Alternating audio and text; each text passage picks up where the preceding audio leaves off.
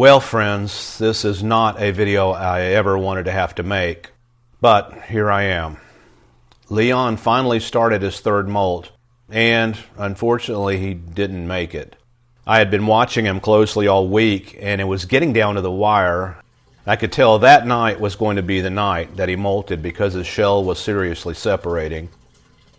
But unfortunately his movements just kept getting slower and slower throughout the night. His shell stopped lifting, and he died. He was just not able to survive his third molt here. I've had concerns for the past few months because his molting schedule wasn't in a natural progression. His first molt here with me was in March of 2022. His second molt here was in April of 2023. So he went almost 2 years without molting again. He was finally in full molt mode here now though. A large gap was forming at the back of his shell, but for some reason he never completed the molt. His legs just slowly stopped swaying. His antenna stopped moving.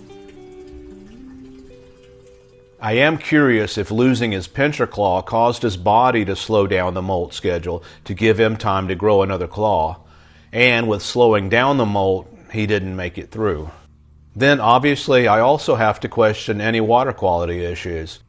But the glass shrimp and the little crabs are doing great in the same aquarium.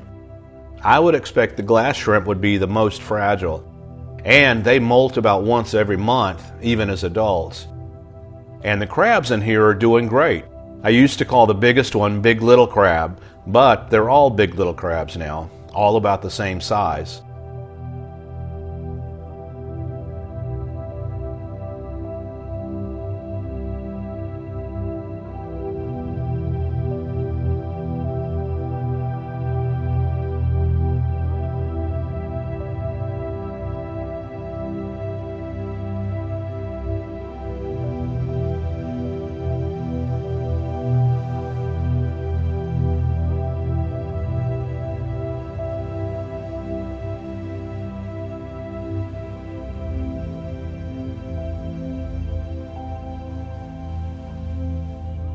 Also, the clams in here are doing great.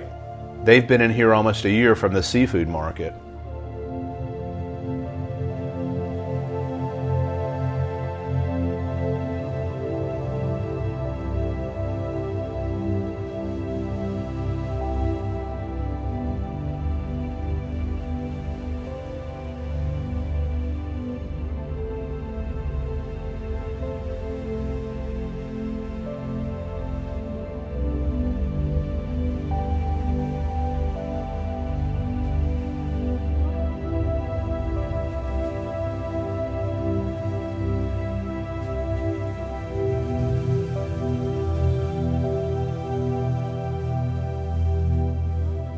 I wish I could have communicated with Leon in a language we both understand, so there was no guessing or need to interpret.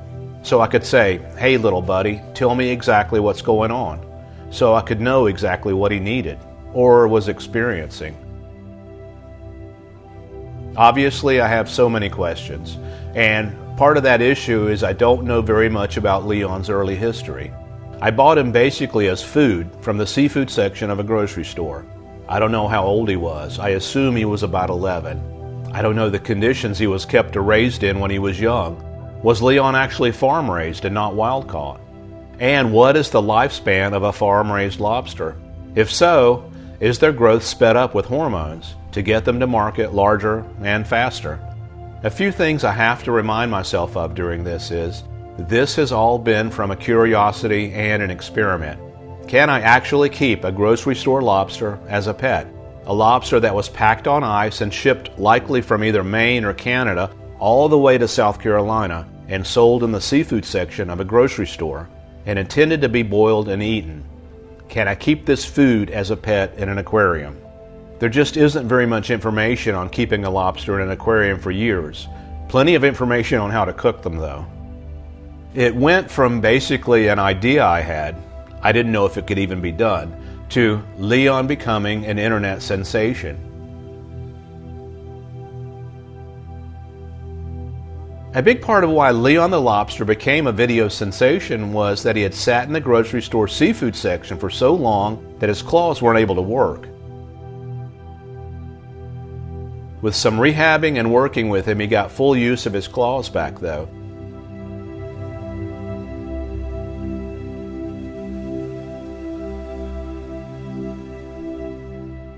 So there are just a lot of unknowns about his physical condition when he was taken home from the seafood section. So even with all my speculating, comments, and second guessing, and wondering and comparing notes, there will always be a lot of unknowns, which makes it very difficult to come to a positive, direct conclusion. I've clearly learned loads and loads from Leon, and my family has had 3.5 years of enjoyment having him around. I think the theory that lobsters can live to 100 years is probably not accurate.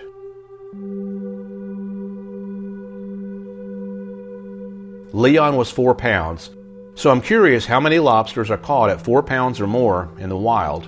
I'm wondering if old lobsters are actually a real rarity.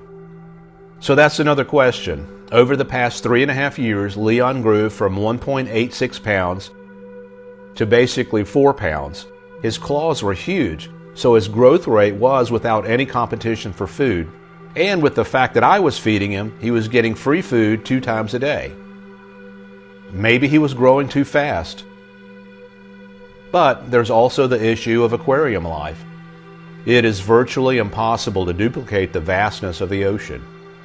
The oceans are absolutely huge and vast and very stable. Even large public aquariums have a problem keeping certain animals. Like the whale shark, for instance, is very difficult to keep, even in millions and millions of gallons in a public aquarium.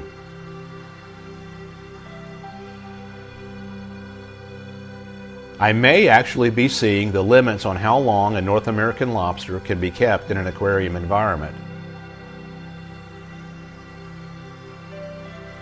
So, I'm absolutely sad, but I continue. I move forward with the piles of knowledge and things I've learned from Leon over the past 3.5 years.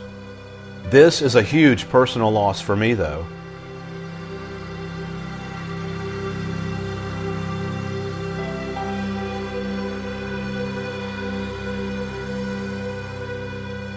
A bit like when I lost my dog that was a constant companion for 13 years. Or like when a family of otters wiped out one of my koi ponds, eating koi I'd had for 15 years and spent thousands of dollars on. The reality of life is there's loss and sadness throughout our world, and we all get a dose of it. It's not all rainbows. Just a couple of months ago, my younger brother passed away, and now I've lost Leon. The other day I had a flat tire going 70 miles per hour down the interstate. So when these things pile up, you tend to think that there's some sort of force of nature or God having something against you. But I think more likely the reality is life throws us a lot of challenges and throws us disasters and heartbreak. Maybe to challenge us, to keep us awake, alert, and engaged. We persevere and we move on. We survive and we thrive. What do you think?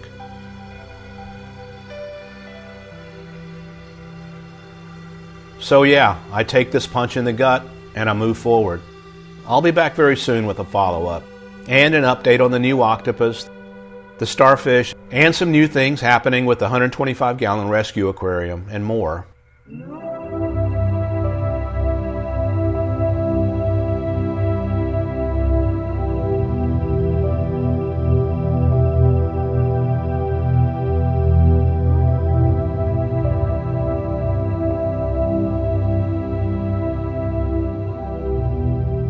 Leon wouldn't want his aquarium sitting empty, and I have a lot more to learn.